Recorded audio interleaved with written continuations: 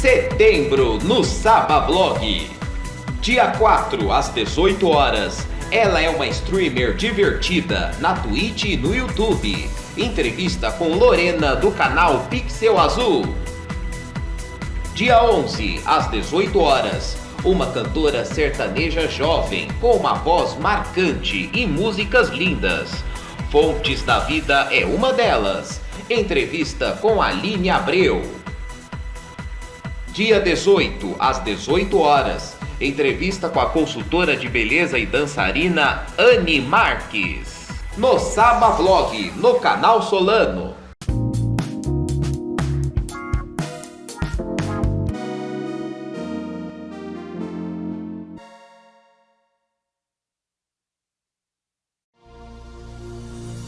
A partir deste momento, você acompanha o que foi destaque na semana que passou aqui no Jornal Breve. Órgãos públicos federais deverão reduzir consumo de energia de 10% a 20%, define decreto.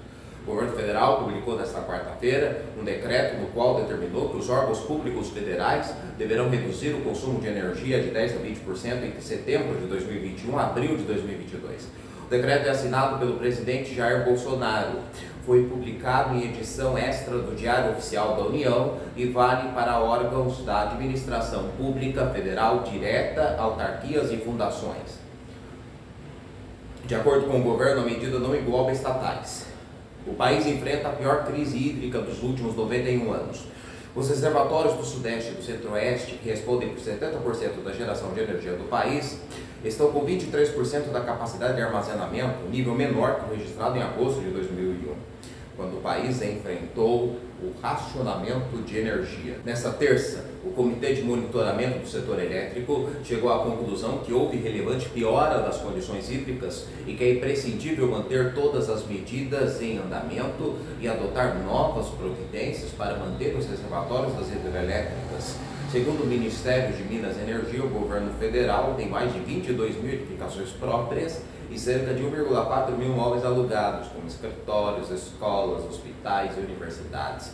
Os reservatórios do Sudeste e do Centro-Oeste, que respondem por 70% da geração de energia do país, estão com 23% da capacidade de armazenamento, nível menor que o registrado em agosto de 2001, quando o país enfrentou o racionamento de energia. Em novembro, quando começa o período chuvoso, a ONS prevê que os reservatórios do Sudeste e Centro-Oeste vão chegar a 10% da capacidade. Para preservar água nos reservatórios das hidrelétricas, o governo vem acionando as usinas termoelétricas, que são mais caras e poluentes.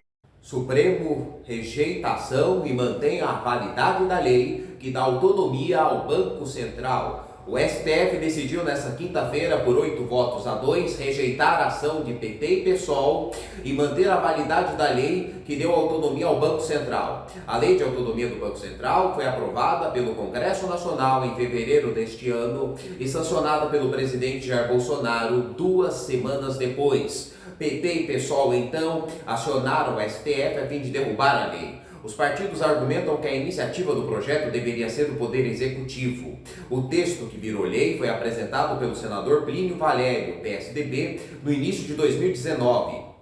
A ação aponta vício de iniciativa, o que tornaria a lei inconstitucional. O julgamento teve início nesta quarta. Primeiro a votar, o relator Ricardo Lewandowski concordou com os argumentos dos partidos e considerou a lei inconstitucional. Um dos objetivos da nova lei foi blindar o órgão de eventuais pressões político-partidárias. A autonomia do Banco Central era debatida no Congresso desde 1991.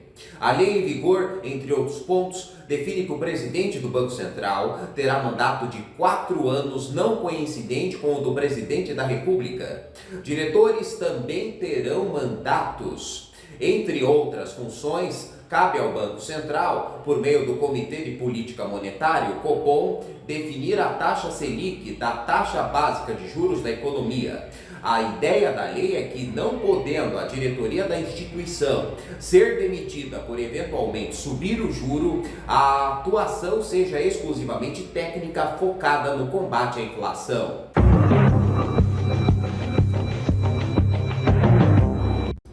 Fiocruz recomenda a vacinação de adolescentes para a volta ao ensino presencial. Um levantamento feito pela Fundação Oswaldo Cruz, a Fiocruz, recomenda a vacinação de jovens de 12 a 18 anos para o retorno mais rápido ao ensino presencial e à prática de esportes e outras atividades. Para a coordenadora do grupo de trabalho criado sobre o assunto e assessora da vice-presidência de Ambiente, Atenção e Promoção da Saúde, Patrícia Canto, a vacinação de adolescentes pode reduzir significativamente o fechamento prolongado de turmas, escolas e interrupções de aprendizagem. O documento é uma versão atualizada e ampliada de um conjunto de orientações e recomendações sobre as atividades escolares publicado em março. O material, segundo a Fiocruz, é baseado em evidências e informações científicas e sanitárias, nacionais e internacionais. A terceira dose é indicada para vacinados com Coronavac a partir dos 55 anos, diz estudo brasileiro. Uma terceira dose de vacina contra a Covid-19 é recomendada para indivíduos com 55 anos de idade ou mais que foram imunizados com Coronavac, aponta estudo conjunto realizado pelo INCOR e a Faculdade de Medicina da USP. O estudo publicado tinha como objetivo avaliar como o sexo e a idade dos indivíduos poderiam impactar na resposta à vacina.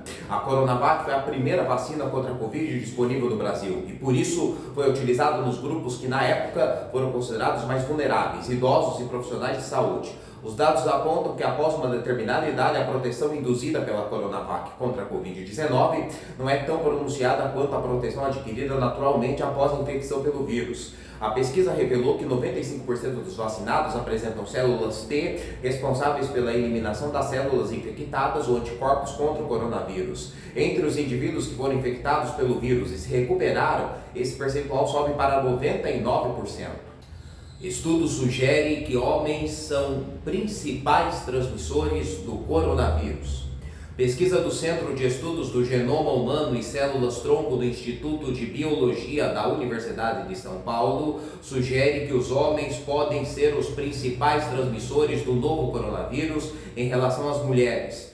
Os resultados do trabalho foram divulgados na plataforma Medrix, em artigos sem revisão por pares. No processo de revisão por pares, os revisores podem sugerir que o trabalho seja rejeitado, publicado como está, ou enviado de volta aos cientistas para mais experimentos. Segundo a pesquisa, existem diferenças entre homens e mulheres na suscetibilidade de transmissão de Covid-19 entre casais com contato direto sem medidas de proteção.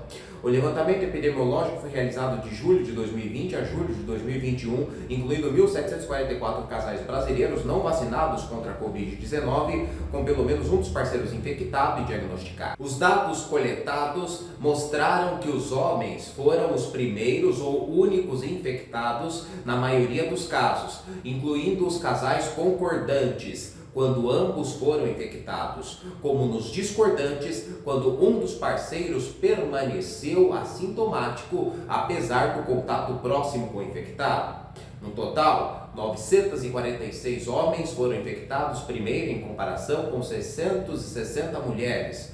Outro estudo publicado no início de agosto por pesquisadores do Estudos do Genoma Humano e Células-Tronco na revista Diagnostics apontou que os homens apresentam uma carga do vírus na saliva cerca de 10 vezes maior do que mulheres, particularmente até os 48 anos de idade.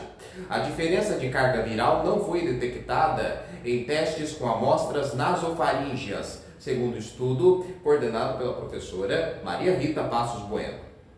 Outras notícias. Yahoo Notícias.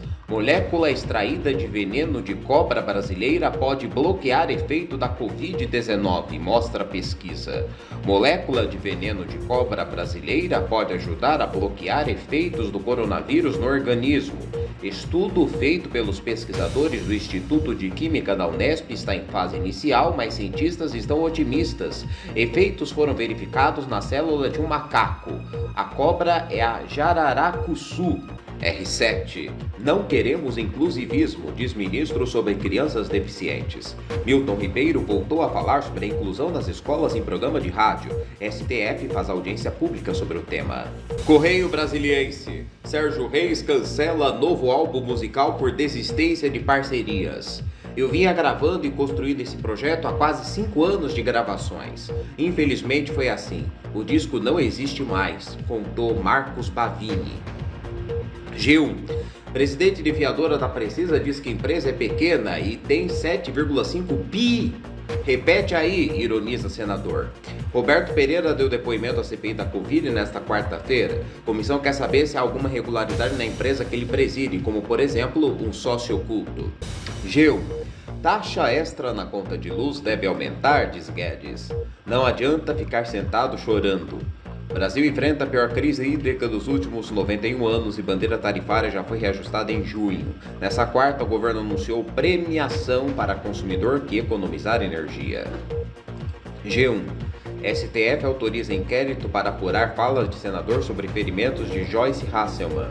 Decisão da ministra Rosa Weber atendeu a pedido da PGR. De acordo com o pedido, o político fez gestos com alusão à traição e uso de drogas ao comentar o caso. Correio 24 horas. Vacina baiana. Anvisa autoriza ensaios clínicos com imunizante em Salvador.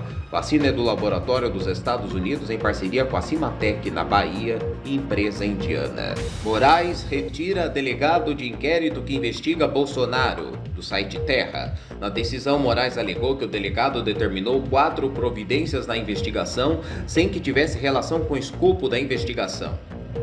CNN Brasil. Lula diz que vai regular meios de comunicação caso volte ao poder. Ex-presidente lidera pesquisas eleitorais para 2022. Segundo ele, regulamentação também valeria para a internet. G1.